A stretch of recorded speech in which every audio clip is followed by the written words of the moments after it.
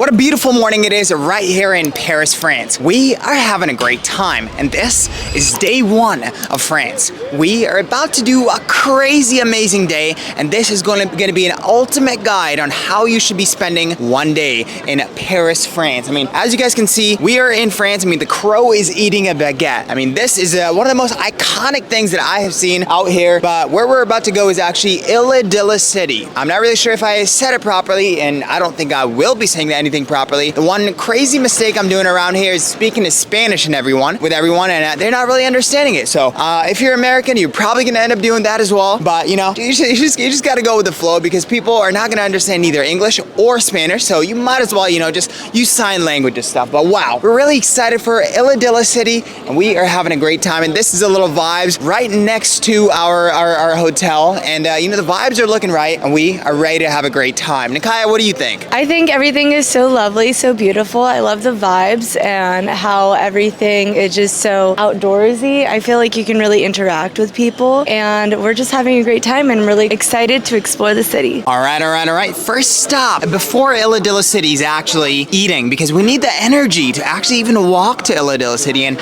you know, unfortunately, we did not have any food this morning, but you know, we're actually having this baguette right now, and for dessert we have a chocolate croissant in here. So really excited. The vibes over here are very immaculate, and we're at this really cute spot, La Persindine. So it's a really cute Parisian. Yeah, so the bakery is actually pretty cool, and we're having a great time. Any thoughts, Nakaya? The sandwich is delicious, and I'm so excited to have our pain au chocolat. Pain au chocolat, baby, let's go. All right.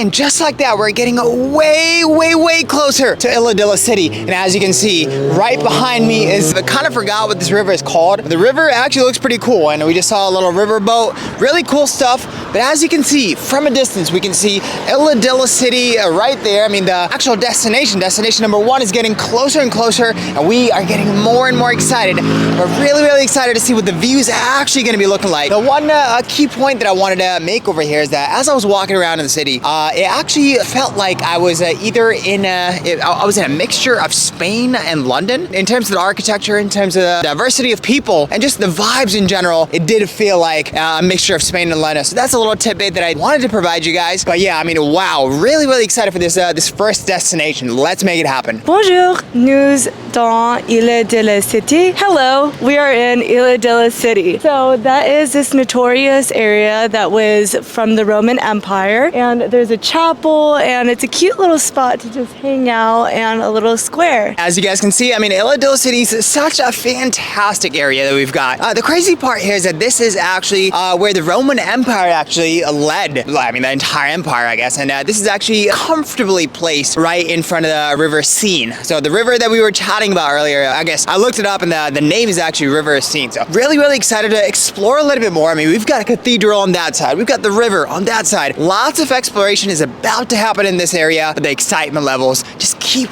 getting better and keep getting brighter and brighter. So let's make it happen. Guys, and just like that, we have made it to Saint Cathedral. The architecture here is fantastic. People have waited in an extremely long line just to see this majestic view that we've got. The glass in here is very colorful, and we're having a great time. We're not going to be recording inside for respect purposes, of course, but we just wanted to go ahead and, you know, take you along right here and just get you the outside perspective of this, because wow, this architecture is nothing but majestic, and we are about to have a great time. So now we're at the Concierge Liberty Building, where all the justice happens. And as you can see, there's such intricacy in the details of the architecture. Everything here is so beautiful, and I just love the older architecture vibe of everything that Paris has to offer. And just like that, guys, we have made it to Notre Dame Cathedral. The majestic building that is right behind us is actually named Notre Dame Cathedral. I mean, wow. Literally zero words to describe how pretty that is looking. So the crazy part is that it's actually closed off. So because they're doing a lot of construction, as you can see, I mean, we've got a little black area where people are standing up trying to get close. But I'm really excited to potentially come back and actually see how it looks after it's renovated and after all this majesty is actually completed. But even right now, I mean, we are in a complete awe right now. I mean, the beauty, the majestic architecture is just, I have no words to describe how beautiful this is. But I mean, all I can say is that this is one of the most mesmerizing buildings I've ever seen. As I was walking towards the street and I looked at this and it just made me feel like, wow, human existence is so small, especially, and it's so wild that there's so many people in this world who just never get to experience beautiful architecture like this. So that is exactly why we're taking you guys along, just so you're able to experience this with us and have a great time and have a whole different perspective to life. Wow, Notre Dame Cathedral, what a day it is. So what's crazy about Paris is that everything's so close and walkable. So right over there is where you just were at the Saint Chapel, and then now we're at the Notre Dame Cathedral, which is just right there, and we're just loving and enduring all the intricacy of all the architecture, just having a fantastic time. We hope you guys are too. All right, and just like that, guys, our next stop is actually this bookstore called Shakespeare and Company. And we actually, before coming here, I mean, we came here because it was supposed to be like a tourist attraction and stuff, and to me, I was like, oh, maybe Shakespeare lives here. But actually, we found out from another fellow tourist, they're actually from San Diego as well, we found out that this is just a bookstore where a lot of Ethan Hawke movies are actually filmed. I mean, up there, there's like a whole movie situation. I actually, unfortunately, have not seen any of those movies, but I'm still a huge Shakespeare fan. Of course, I mean, who isn't, right? I mean, he's literally the father of English literature, and that is exactly why we're over here, you know, paying respect, having a great time, and about to explore this amazing bookstore that we have right here. And I mean, wow, this is like super cool. Another cool thing that I actually saw over here was that this itself, it's just water. Oh my God, is it gonna come down?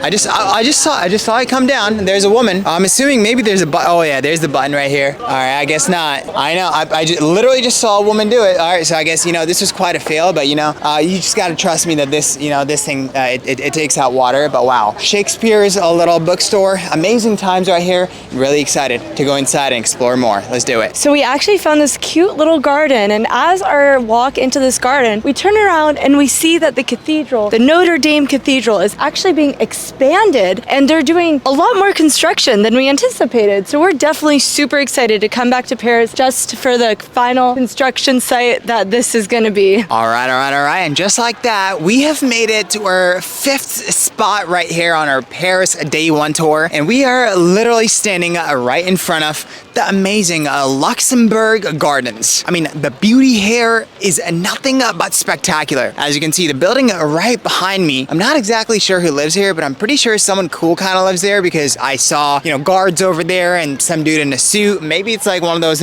political buildings, but you know, we're not gonna ask any questions here. All we're gonna do is enjoy, have a great time. And of course, as you can see, the vast beauty of these gardens. I mean, the gardens just keep going and going. I cannot even see the end of these beautiful gardens, and I see a row of amazing trees that we're gonna explore later on in this video. But I mean, I just wanted to show you that, hey, we are here, Luxembourg Gardens, and this amazing spot is nothing but spectacular, and we are so excited to have a great time right here in Luxembourg Gardens. Let's make it happen. Let's go. So as we're here in Lexington Gardens, we couldn't help but notice that some American came over here and built this, looks like a skyscraper type of tower, which I just thought is kind of, I don't know, dampering a little bit with the architecture and history of Paris. So everything out here is so historic and, you know, a different type of architecture versus some sort of sky tower. But what do you guys think? So Paris Olympics are actually happening right now. I mean, they're actually going to be happening next month. Unfortunately, we are going to be missing them. But the problem here is that we're not fully missing them. I mean, the good part is that we're still getting to celebrate the festivities of how and when Paris Olympics are actually coming up. As you can see, I mean, we've got a beautiful sign, Paris 2024. A lot of people are taking pictures over here. I mean,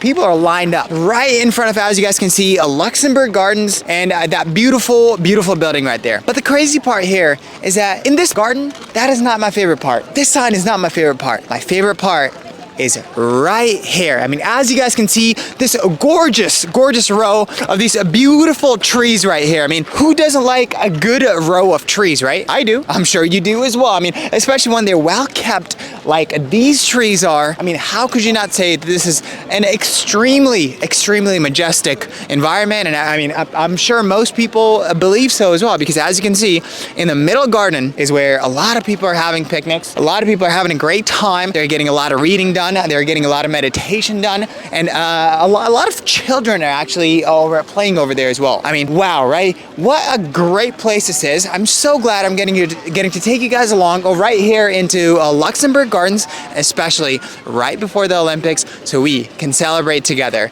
Let's make it happen. And just like that, guys, we have made it to the infamous, we're calling it the Pentagon, but it has some weird like French name that kind of looks like it's Pentagon, so we're just basically gonna call it Pentagon. Long story short, this is a very iconic building. So we actually saw it in Luxembourg Gardens.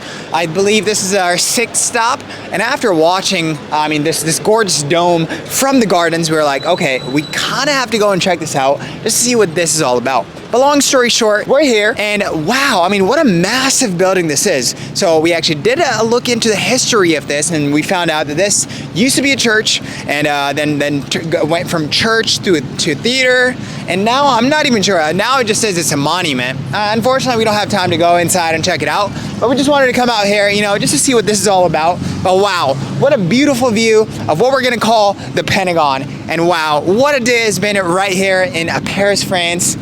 Amazing. Let's do it. Alrighty, guys. Now we have made it to our 6th stop, I believe, and we are sitting, or shall I say, standing right in front of Église Sulpice right here. And this is like a French thing, but I'm actually kind of calling it the Twin Towers because we've got the 2 towers all the way up there. So I think that's just that's the terminology that I'm bringing up over here. Quite a great architecture we've got going on right here. Also, we have a fountain, as you can see right here. It's not running right now, but I mean, maybe it runs at a certain time of the day, and we might have missed it, but it's not running today. It's still looking gorgeous though. But wow, I mean, the architecture right here in Paris is nothing but spectacular, and we are having a great time. But the crazy part is that specific great time is not stopping. We're continuing going, and this day 1 in Paris is, I mean, we're barely halfway through. We're barely halfway through. I mean, all the excitement level is still coming, so stay tuned and let's make it happen. As you guys know, the adventure never stops. As you can see right behind me, we are at the Fountain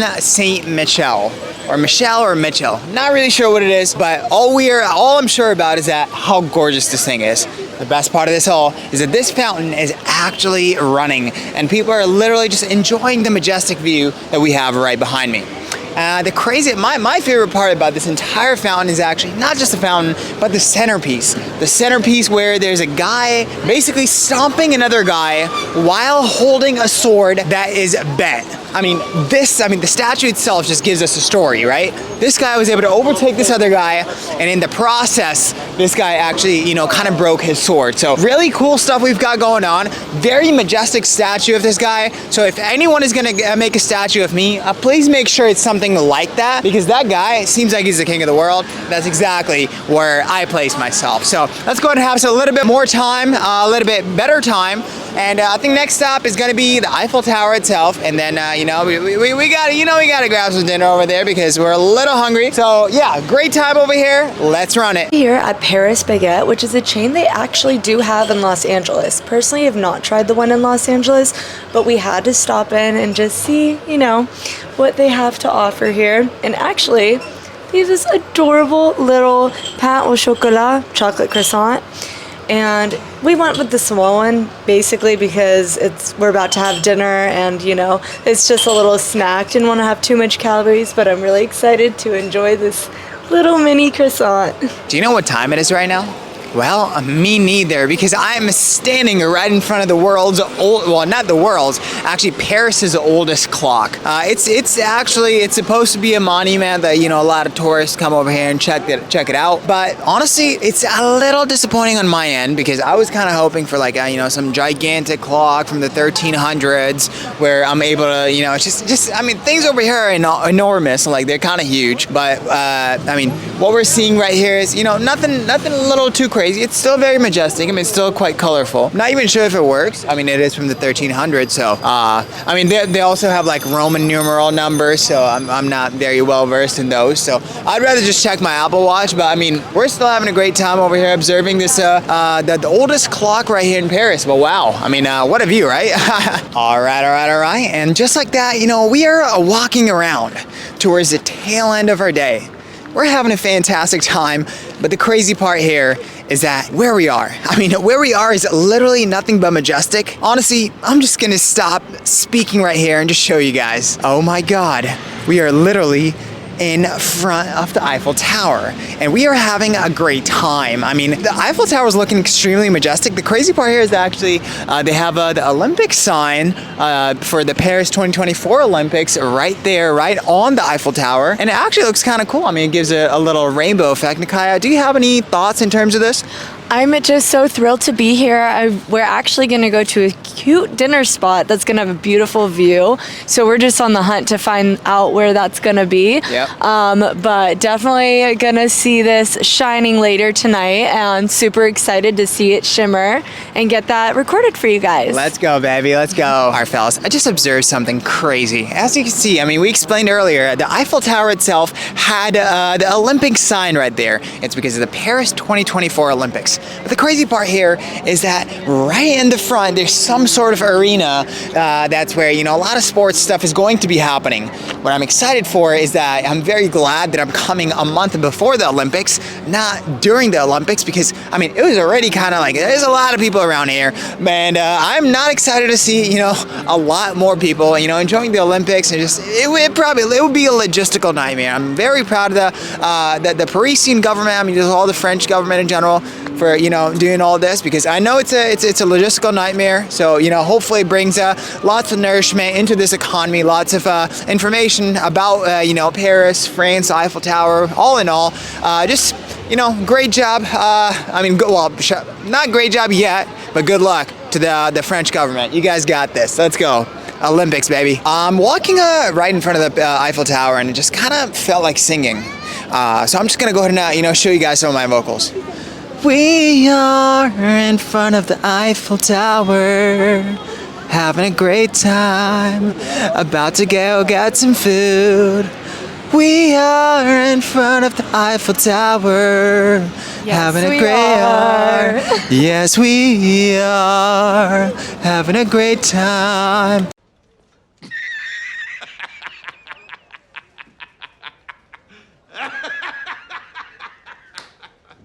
All right, guys, I wanted you to, you know, just go ahead and rate the voices, both me and Nikaya. I mean, I already rated hers. It's actually 10 out of 10. But I think for me, you can go ahead and let me know down in the comments, like, you know, what the rating is looking like. Yeah, but that's about it. I mean, Eiffel Tower was looking majestic like always. And we, of course, looking extremely gorgeous as well. But yeah, really excited to get some food in our systems and have a great time. Let's do it.